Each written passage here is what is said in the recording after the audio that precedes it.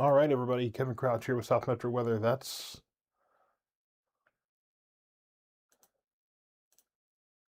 Well, I guess you can see a little bit of my secrets, how the sausage is made there.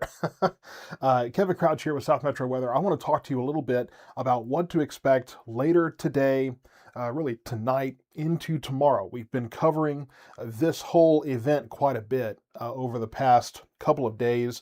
And I want to make sure that you are ready because we have a lot of outdoor events going on today, tomorrow. There's a lot happening, and so it's going to be easy to get lost in those crazy afternoon and weekend plans. But there's a lot of things coming our way, so we need to be prepared for that. And right now, across our area, there's not much going on. These little showers out to the west are doing their best to make their way in, but they're not really able to do it. They're hitting some more stable air. We had all those storms come in earlier this morning. I'm hearing a lot of people say, they came out of nowhere. None of the models said anything. The HR model last night was actually indicating that those storms out west could make it here, and especially when we saw that line from Abilene making its way eastward, and they held together and made it in this morning. So that brought us some heavy rain, very loud lightning and thunder. I know that for a fact. We had a lightning strike that was close enough to the house that it sounded like a giant baseball bat just smacked the side of the house. It was wild. But right now, not much going on, but that will change quite a bit as we get into the next few hours here. So let's talk about daytime highs here. 84, 85 degrees farther south, 82, 83 farther north. So the farther south you go, we'll have warmer temperatures, but for our area, low to mid 80s. And overnight tonight, we're not going to cool down all that much because we will have a lot of moisture, a lot of humidity in the air, 67, 68 for your lows overnight tonight. Hey, here's some improvement. I'm sorry, the logo's covering the word there a little bit. Normally, I don't have these live. These are made for a little bit of a different format on the screen here, but low for your allergens today. The showers and different things are kind of mixing up the air, allowing some of that to be a little more dispersed, but it is juniper and, yes, ragweed still in the air today that we are dealing with. We got to talk about Tropical Storm Melissa a little bit. I haven't really covered this much because there's not really much to talk about in terms of what we're going to see here in Texas. What's been really the matter of conversation in the meteorological community is that this storm, you can see that it just kind of meanders here in the Caribbean Sea, and the big difference is where you see landfall coming here towards Jamaica, that's not until Tuesday. This thing is not moving very quickly. It's just kind of hanging out here in the Caribbean. That means a lot of flooding for a lot of these islands here. And so a very dangerous situation setting up in the Caribbean, but it doesn't look like it's going to do much for Texas. So midweek next week, we're going to see it make landfall around Jamaica, head up towards Cuba, and then probably out to sea. So fairly similar to what we've seen other storms do this season, not expected to make its way into the Gulf and really do anything to Texas here. But it's a big piece of conversation, so I thought I would include it to kind of give you an update on that. So here's really the first step of what we're seeing. Here's right now kind of the bigger picture. You can see the low pressure system right over the four corners, and here's all of this moisture just getting pumped into Texas. West of us here, you can see the concentration of all of this moisture. That is what will eventually make its way our way tonight, and then bring some more storms possibly tomorrow, and then go on from there. So this is going to be what brings all of this activity to our area, and we have a flood watch because there is expected to be quite a bit of rain coming through. So this flood watch goes into effect at 7 p.m. this evening and runs until 1 p.m. tomorrow. Does it mean it's going to rain that entire period? Not necessarily. We will have dry periods in between there, and excuse me, I do believe that we will have the rain, probably the heavier rain at least, the more widespread heavy rain ending before 1 o'clock Saturday. Well, the good news is that, the rain this morning will have hopefully at least kind of wet the ground a little bit. When you have really dry, drought-ridden ground, it doesn't soak up rain well. My hope is that the rain we had overnight last night will, overnight early this morning, really, about 3, 4, 5 a.m., will help to soften the ground and maybe help to absorb some of that rain so it won't be as much of an issue, but we still could see 2 to 3 inches of rain widespread. Some isolated areas could still see 4 to 5 inches of rain from this round of rain tonight and what we see tomorrow afternoon, which doesn't look to be that widespread, but we will get to that. In terms of the severe weather risk, we've been watching this kind of evolve, and most of our area is in a marginal risk. The greater risk is going to be farther to our west. Really, when you breaks down to our area, I-35 and west, I-35W and west. I know people will ask me specifically which I-35 am I talking about, but it is I-35 west and westward that we are looking at the greater chance of severe weather, and that will be those storms tonight. So as they march eastward, the severe weather risk generally will go down as they march eastward. Now we'll see what this does as we get closer. Those models get more refined, and so we may see a change. I just saw the Storm Prediction Center put out their latest map. Oftentimes they do that right around 11:30 or so, and it does not show any big changes. I think the only change that in the latest map might be a little further east down towards College Station and the Woodlands, but no change for our area. Now, primarily the issue will be strong winds, especially as these storms are coming together as a straight line over our area. Probably some hail in these storms. Doesn't look like it's going to be very large hail or anything, but because there will be some wind shear involved, there will be a low but not zero tornado threat. We'll talk about that more later today. I'll put out that graphic that we have where we talk about the different severe weather risks and kind of break those down individually. We'll make sure that is posted later today. But just know that there is a tornado risk, but it's not great. It's not very high, but it is there. Now, when we look at tomorrow, it's a little bit of a different situation. Farther south and moving eastward. We will have more storms that develop tomorrow afternoon and move into our area, but really the question right now, and this is where the models kind of disagree a little bit, the closer term models, is where will they develop and then where do they go? So the HR model, and we'll see that in a moment, has storms developing right here in the hill country, kind of moving northward and then progressing eastward. So we still get some showers and thunderstorms late tomorrow afternoon, tomorrow evening, and then they move eastward. But the NAM model, which is the other short-term model, tends to think that they'll be a little bit farther southeast when they develop, maybe south and southeast, and then push eastward. So depending on which one of these models wins out, we could see a scenario where we don't get much tomorrow afternoon, tomorrow evening. I know folks with plans tomorrow would absolutely be just fine with that. So we'll see how that unfolds. And of course, I'll be watching that for you. And who knows, maybe we'll hang around with the rain a little bit later tomorrow morning. Maybe that can help to keep the air a little more stable in our area for those storms that eventually develop in the afternoon. So let's get to what you want to know. Let's time all of this out. This is 5 o'clock today. Could still have some showers here and there, but I don't expect anything, excuse me, I don't expect anything too intense at that point.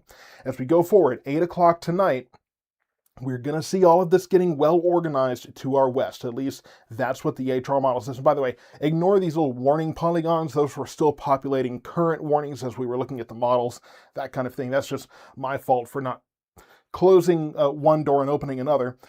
But by the time we get to 11 o'clock, it does show these storms moving in. This has moved up. This timeline has moved up a bit to where now we are looking at those storms moving in.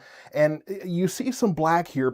Don't get too caught up in the colors on this map. Sometimes the HR model gets a little bit excited in terms of what it shows, but this also does not mean it's going to be in exactly that location. This does not mean there's going to be black on the radar exactly over Meridian. It's just, this is one of those things where you kind of have to look at and just get a generalized idea, but we could see some fairly intense storms along this line, and we could see those individual cells. If we do, that will increase the large hail and possibly the tornado threat, but once we kind of build these into a line, as you see here after midnight, which is expected to happen as these continue to move eastward, that would it would increase the strong wind threat, but it would decrease some of those other threats. So that's kind of what we see as the possibility here. You can see 2 a.m., still plenty of rain. There's going to be plenty of rain behind the initial line.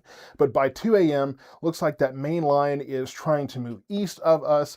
By 5 o'clock in the morning, the heaviest of this is in East Texas, moving on to the southeast, and then farther to the west. Again, still some rain here. This rain is probably going to hang around a while. This is fairly common with systems like this, where we just have more rain that develops farther behind it as the warm air is kind of floating over the cooler air that's progressing with that storm system. And then by 8 o'clock in the morning, you don't want to be too married to, oh, it's going to end exactly at 8 o'clock, being exactly in this position. But I think by mid to late morning, we will be pulling this initial line out.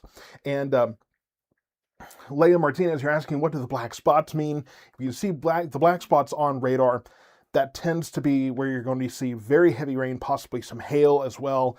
But again, don't put too much stock in things that specific with a model like this. It's a general idea, just saying, hey, we could have some storms with some hail. So don't get too caught up in the minutia of these models. These are all broad strokes. But by mid to late morning, I think we're moving the rain out of here, probably just lighter rain on the backside of this anyway. And then by 11 a.m., you see round one is off to the east.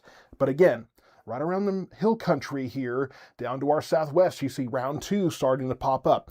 I'm not sure if it'll be this early. It may be a little later before those storms pop up, but by 2 o'clock in the afternoon, we're warming up, the atmosphere's had some time to recover, and storms are developing. Again, the NAM model argues that this is going to be a little farther southeast, so we'll see how this plays out. Hopefully later model guidance this afternoon and this evening may give us a better idea of what to expect, but by 5 o'clock, you can see kind of what the NAM model was pointing to here. South of us, we have those more intense storms with just some showers and thunderstorms in our area. Again, this is 5 o'clock. I know we're getting into evening plans at this point, and we may still have enough heavy rain and lightning and things to interfere with that.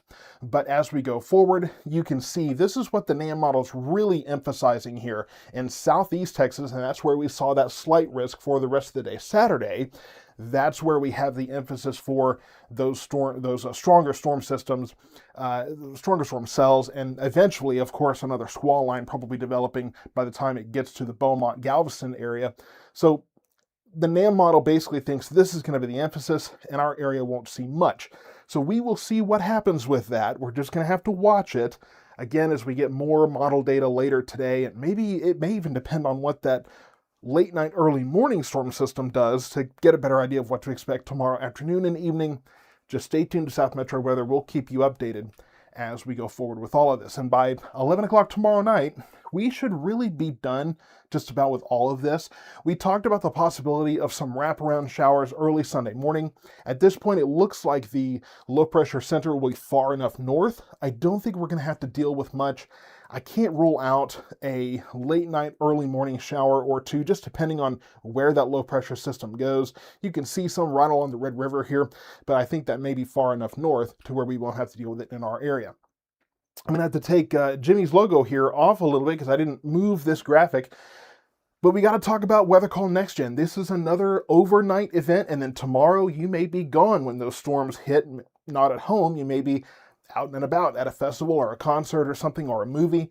So we want to talk about the possibility of getting watches and warnings sent to you. Now, this is Weather Call Next Gen. This is a system that I work with, and a number of people that follow this brand have already signed up for that. So it's severe weather alert calls from me. If you get a severe thunderstorm warning, tornado warning, flash flood emergency, extreme wind warning, those things are really urgent. You're going to get a phone call from my voice letting you know what warning has been issued and in what area. It's 24/7 alerts, anytime, day or night. This is going to be a nighttime event. If you don't want to stay up all night, you got to go to bed early, you got work tomorrow, whatever the case is, turn your phone ringer on. That will call you in the middle of the night if need be. No news is good news. So if you're set up and everything is great in your settings and it's at your house, your alerts are set up and everything's ready to go, No news is good news. If you don't get a call, then you're not included in a warning polygon. Just keep that in mind. I have people tell me all the time, well, we got a storm, but I didn't get a call. Turns out you didn't get a warning. So no news is good news. Lightning safety is included. You do have a feature available to you. If you want to know what lightning is going on in a certain proximity, you can get those alerts. No more siren and app confusion. I love this because if you've watched this brand for any time at all, you know that people start putting in the comments, oh, I hear a siren. Oh, I think I hear the outdoor warning sirens. You don't have to worry about trying to interpret that. You don't have to worry about these apps that tell you where there's a warning somewhere in your county. This is just by your house, so no more confusion there. Alerts on the go, we've talked about that a lot recently. We have a lot of festivals going on. You initially set up Weather Call Next Gen at your home address, but you can use the Find Me feature to change that location temporarily. What you do is you go to the movie theater, you go to your festival or whatever event it is, football game, what have you. Click that Find Me feature. That's going to set your current location. When you get back home, turn it off. It's right back to where it was. So it's a great feature on that. And it's only $15 a year. You can't ask for a better price to stay informed with severe weather on the way. So just keep this in mind. I'm going to put the sign up link for that in the chat here. I think it popped up earlier, but I know when I mention it, folks want to have another opportunity to do that. So let me see if I can grab this. It's not cooperating well. This is what I get for doing what other folks usually do for me. So I'm very gracious to have help, but that also means that I don't get trained on it very well. So that is the link to sign up for Weather Call. Make sure you share this with family and friends as well. If you know people that need to be alerted with severe weather, maybe they're not always plugged in as well, make sure they sign up for Weather Call. This is a great service to have in your back pocket when things are getting crazy out there. So let's talk about our forecast here. Let's get right into what the next several days are going to look like. So we had the rain this morning. I think we mostly stay dry the rest of the day. It's going to be dreary out there. Tonight, 80% chance of rain as we get those storms late tonight, early tomorrow morning, and then tomorrow afternoon, a 60% chance. That may change as we get more model guidance. We'll see if we have some consensus there. But for now, looks like a decent chance of storms. Today, 83, tomorrow, 75. It doesn't look at all like we're going to have very warm temperatures tomorrow, 78, 81. So Sunday, we're nice and cool on the backside of this system, staying in the 70s all day. Monday, we get back to the 80s, but we have a pair of cold fronts coming in early to mid next week, I should say. 75 Tuesday. I've got 68 for Wednesday. Cooler air coming in, 65 on Thursday. Now, I know the next step over is Halloween, and it's not on the board yet. It will be later today, but it looks pretty good. The forecast looks pretty great. I know last year it was fairly warm, which I did not appreciate in the costume I was in because it's a little humid. It's a little stuffy going on. So I think Halloween on next Friday will look pretty good. But for now, we got to focus on those storms. Just remember, we have a mostly dry, but maybe a little bit dreary day today. Tonight, the storms come in probably around 10 o'clock to midnight. And then tomorrow morning, about mid to late morning, we should clear the rest of that rain out. And then, hey, we've got a flood watch that goes into effect tonight as well. 7 o'clock, I can't forget that. Severe weather is possible, so you'll want to keep it right here. Stay on South Metro Weather and get Weather Call. Get signed up for that so you know that you'll be alerted when warnings are issued. Tomorrow afternoon, a little bit in flux. We'll have to see how that develops, but we could have another round of storms, but the severe weather threat mostly looks to stay south of us. Thank you so much for tuning in. Stay tuned to South Metro Weather. We will keep you updated throughout the weekend as our first really big significant rain event and our first big chance of severe weather as well move in overnight tonight.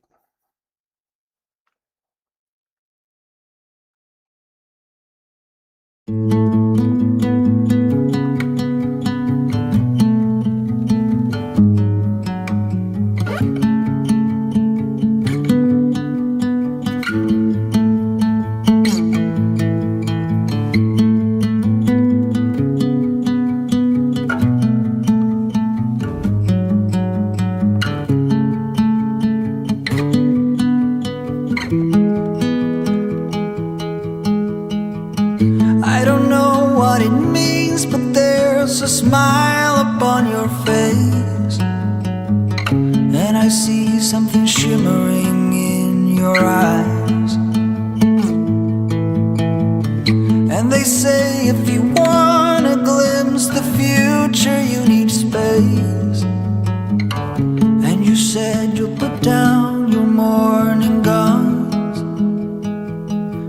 Would you follow me to wonders? Take my hand and walk beside me in a world of thunder. Fear is an imposter. When you look at me this way, I find it hard to not give in.